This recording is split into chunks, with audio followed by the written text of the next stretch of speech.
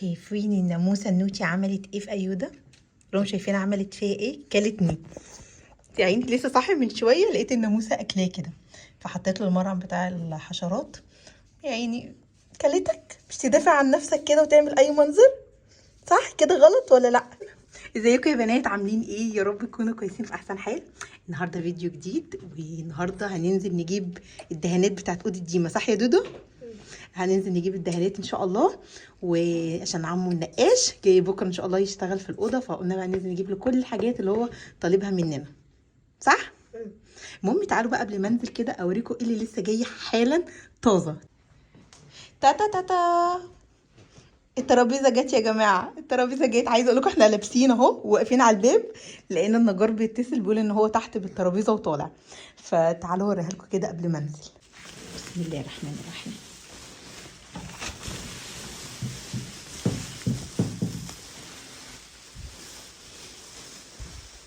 بصوا يا جماعه، بصوا الترابيزه بعد ما اتدهنت. طبعا انتوا شفتوا شكلها قبل كانت عامله ازاي، يعني مش قادره اقول لكم، جميله وناعمه. بصوا لسه جايبها حالا حالا حالا، انتوا حطوها هنا عشان مفيش مكان بره خالص.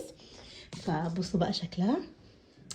بصوا بقى اقول لكم على حاجه حصلت ما كنتش متوقعاها بصراحه، بس انا اوريكم بس الاول الدهان والفينش بتاعها بعد ما ظبطها، وجميله جدا وناعمه. بصوا بقى اللي حصل ايه، انا كنت قايله لكم ان انا عايزه احط هنا سمره خشب مكان اللي انا بوظتها ودهنتها. طلع ما ينفعش احط طبقه ابلكاشه هنا عشان هتبقى ارتفاعها اعلى من الترابيزه، فقال لي مش هينفع خالص، لا اما تدهن لون لا اما احط لك الستيكر اللي هو الخشابي. فعايزه اقول لكم ان ده ستيكر خشابي يا بنات، هو جاب لي اللون دوت. انا كنت عايزه لون فاتح شويه بس هو ده الدرجه اللي لقاها.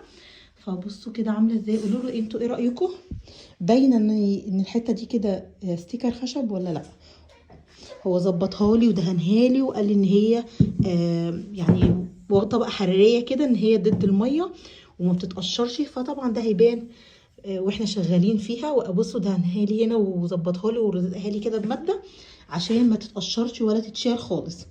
فبصوا شكلها عامل ازاي، بس بصراحه احسن من الاول بكتير، من الاول كانت متبهدله خالص. المهم ايه، هنرجع نغلفها كده تاني عشان ما تتبهدلش ومفيش حاجه تقع عليها لحد ما ان شاء الله نيجي نفرش الاوضه. المهم دلوقتي هننزل نروح نجيب الدهانات ونشوف كده الشكل النهائي اللي احنا هنختاره والالوان النهائيه، صح يا ايوده؟ اودي يلا بينا.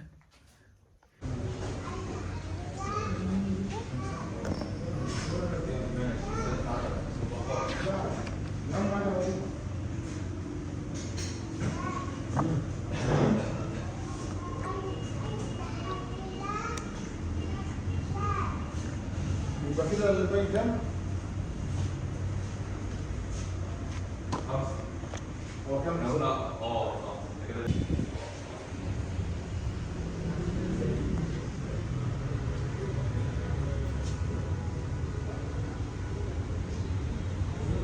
بصوا يا بنات، انا وصلت محل جوتن للدهانات، دي الالوان كلها الجديده اللي طالعه. انا محتاره بقى ما بين البريز وفي درجه اسمها اوكسي وايت، هي درجه فاتحه كده من درجات الابيضات، حاساها تبقى حلوه قوي. مش عايزه اعمل الوان زحمه كده وكتير، فدي كلها الالوان اللي موجوده. بصوا دي الالوان اللي واخده تكتشر كده او ملمس، بس عامله ازاي.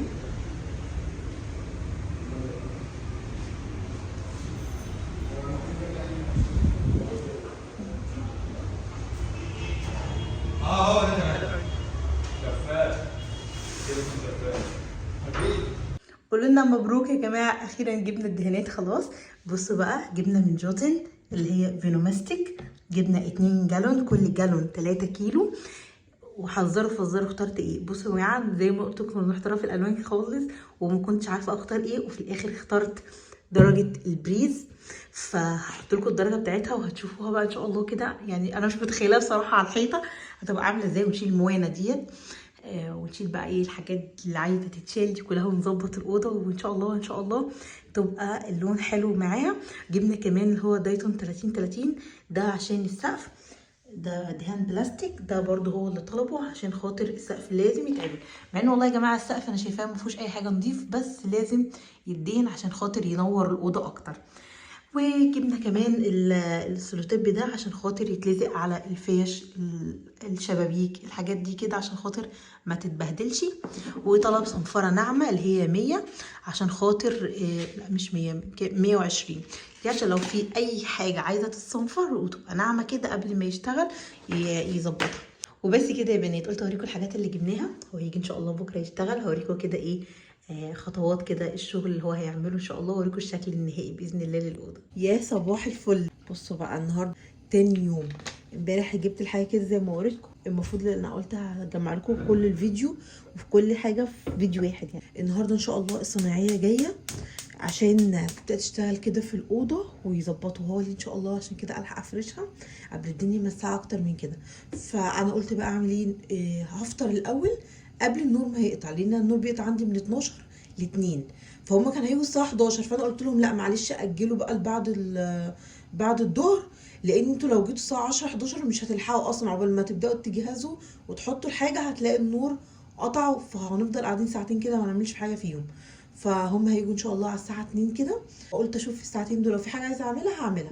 فالمهم تعالوا نعمل الفطار بتاعنا. هي بقالي كتير ما عملتش كوبايه الشاي معاكي، قلت اعمل كده فطار على طول سريع. فعندي جبنه وعندي اللانشون اللي هو بتاع فريش فارم ده، طعمه جميل قوي على عكس يا جماعه هو فاكيوم كده ومضغوط، بس صراحه طعمه جميل. وعندي الفينو اللي هو بتاع دومتي ده، فبعمل سندوتشات على طول.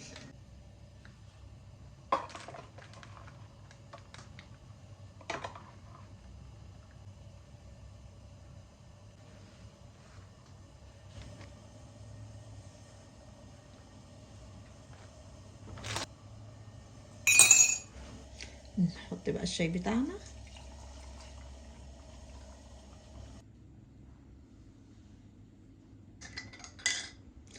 خلاص يا بنات جهزت الفطار، اروح افطر بقى ونشوف هنعمل ايه كمان. تعالوا بقى نفتح كده الشبابيك بتاعت الشقه نهويها وندخل كده الهوا فيها. الجو النهارده او في اليوم ده كان مغيم كده شويه، فقلت بقى اشيل شويه الغسيل اللي على الحبل دول لحسن تمطر وانا مش واخده بالي، وانا هبقى جوه في اوضه النوم فممكن مبقاش واخده بالي بتمطر ولا لا. فالمهم ما كانش عندي غسيل كتير قوي، ده هو بس طقم دوت اللي كنت فرشاه معاكم في اوضه النوم، الطقم الجديد في التجديدات. فكنت غسلاه هو والكوفرته اللي هي الكابوتينيه بتاعته، فقلت كده المهم واطبقهم على طول بما اني ما عنديش غسيل الحمد لله تاني. بصوا بقى مليت البانيو ميه، قلت احط فيه شويه منظف اللي هو البريكس ده وشويه اوكسي. قلت بقى ايه اعمل ايه، اغسل الزلط اللي انا شلته معاكم. كنت حطاه في قلب قماشه كده، جلابيه كده قديمه عندي يعني، كنت حطاهم فيه. قلت عشان يبقى سهل اشيلها واحطهم في البانيو على طول. انا بقى بنقعهم كده في الميه واسيبهم شويه، بعد كده بسحبهم من الميه يكونوا نزلوا كل التراب اللي فيهم. هنا كان الصناعيه جم. بصوا بقى قلت ادي المكتبه دي، فقلت اوريك كده مقتطفات من الحاجات اللي هما كانوا بيعملوها في اليوم دوت. هو الراجل بصراحة دهنها لي لاكيه، هي المفروض تدهن دوكو، بس طبعا انا لقيت تكلفة دهان الأوضة حرفيا مبالغ فيه. يعني اقل سعر سمعته كان 8000 جنيه دهان الأوضة بس. ولو حد هيجي يدهنها لي في البيت ممكن يدهنها لي بره بس دوكو بالرش دوت، وهياخد حوالي اللي هو 8 بره بقى. لو هنزل 10000 جنيه دهان الأوضة من غير طبعا نقل وفك وتركيب. دهنا الرف دوت المكتبه دي كلها، طبعا كانت شايفينها في الاول لونها كان اصفر وكانت مبهدله خالص، ما شاء الله بصوا بقت عامله ازاي. سيبها بقى تنشف. وبصوا بقى المكتب، طبعا انتوا فاكرين المكتب دي ما كان عامل ازاي، هنا كانت الدنيا متبهدله خالص والوانات وحاجات كده كتير ما رضيش تطلع باي طريقه تنظيف. فخليته برده دهن لي القرص، ما رضيتش ادهن الرجول زي الفل ما فيهاش حاجه، دهنت بس الجزء اللي فوق ده. وخليته دهن لي برده الرف ده، طبعا بصوا لسه ما نشفش خالص. والكومود برده خليته دهنهولي لانه كان متجرح وكان فيه برده الوانات كده هنا، فدهن لي الابيض بس. اللي عايز يدهن خليه زي ما هو الموف، طبعا لان الموف مش هينفع يدهن، انتوا عارفين ده كده اصلا دوكو، فمرضناش نيجي جنب اللون الموف، ظبطنا بس اللون الابيض. نشوف الاوضه ونشوف القمر اللي انتوا هتشوفوه ده. هنا الصنايعي التاني كان شغال في الاوضه، وهنا كان دهن الجنب ده خميس الجنب جنب.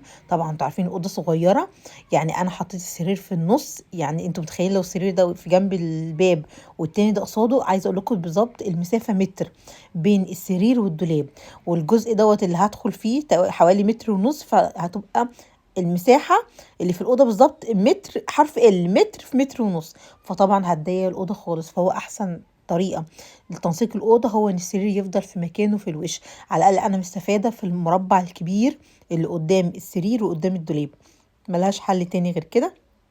والله هو كان شغال بالعافيه. وطبعا كان نفسه يفك الاوضه دي، بس طلع مش عارف ان افكها، لازم يكون نجار هو اللي يجي يفك الاوضه ويجي يركبها.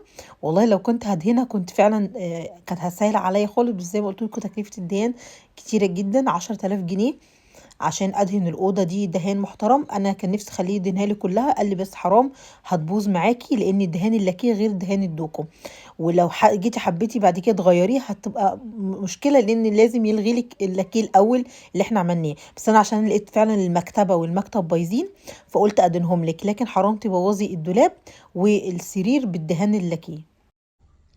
تعالوا بقى كده نسمي الله ونشوف شكل الأوضة بعد ما خلصت. بصوا يا بنات، الحمد لله خلصنا الدهانات. قلت اوريكم كده. بصوا مش قادرة استنى الا ما اوريكمش بصوا عاملة ازاي. بصوا يا بنات دي درجة البريز، بصوا عاملة ازاي. كان نفسي بقى الباب ده يبقى لون مختلف، بس يلا مش مشكلة، ان شاء الله المرة الجاية نبقى نجدد كده البيبان ونغير الوانها ونطلع من اللون البني ده. بصوا بقى الحيطه، حبيت اوريكم كده الدهان. طبعا هي هتبان بقى لما تتفرش، والسرير دوت اللي قاعد في النص يرجع مكانه. بصوا عامل ازاي والنبي، بصوا منظره صعب قوي قاعد في النص كده. بصوا شلنا طبعا موانه، بس ظبطها لي وصنفرها لي، وعمل بقى كل الحاجات اللي فيها فتحات دي سدها بالمعجون. وبصوا عامله ازاي، يعني ربنا يعيني، ربنا يعيني بقى على تنظيفها. بصوا من جوه، اوريكم الناحيه التانيه. بصوا عامله ازاي، هتحسوا بفرق اللون من السقف هنا والحيطه، هتبقى في فرق في اللون هيبقى باين. لكن كده تحس ان ممكن يكون ابيض رمادي فاتح بيج فاتح، ف كده هيبقى باين قوي. فالمهم بقى ايه، قلت اوريكم كده الاوضه. لسه طبعا قال لي يومين كده تنشف هي والخشب، وبعدين افرشي بقى اللي انت عايزاه. هستنى كده اليومين دول ولحد بقى تنشف الاوضه، وبعدين نرجع بقى الحاجات دي تاني مكانها، ونعمل كده ان شاء الله الفرش ومع بعض، ونفرش ونظبط كده الاوضه سوا. فبس ربنا يعيني، ربنا يعيني على التنظيف. لسه طبعا الارض عايزه تتنضف. وكان فارش بصراحه كراتين، اي مكان كان بيدهن فيه كان بيفرش الكراتين دي عشان الارض ما تتبهدلش. بس طبعا عايزه تتلمع بقى طبعا وتتنضف. وبس كده يا بنات، قولوا لي ايه رايكم، ان شاء الله لما اخلصها كده هتعجبكم باذن الله.